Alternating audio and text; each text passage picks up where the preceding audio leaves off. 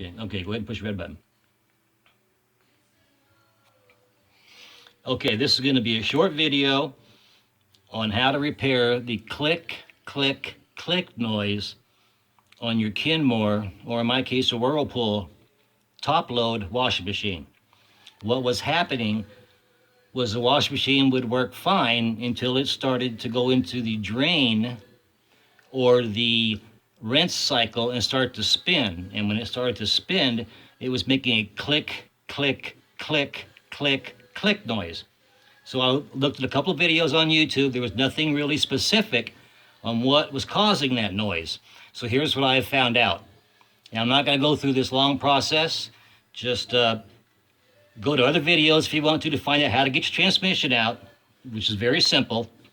You take the transmission cover off, and you're going to find this wheel right here, this gear down here. There's a couple of clips on here, a simple little C-clip and a simple washer. You take the C-clip off, you take the washer off, you take the gear off. You've got some plastic mechanisms in here that move back and forth. But here's what I found out. If you look on this plastic gear, you'll see right here, we're missing teeth, okay? So every time this gear rotated and got to those missing teeth area, that was my clicking noise. And I have to assume the momentum kept that drum running. So there's a kit that you can purchase. It's called a neutral drain kit, I believe.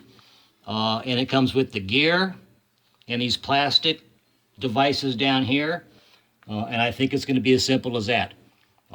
So there you got it. See, folks, plastic gears all destroyed, making that clicking noise. So I'm going to drain all this oil out, clean all this up because all this plastic's down in my gearbox. Add new oil, 90 weight oil to it. Put some sealant around here. Put the new gears on, put it back together. Cross my fingers.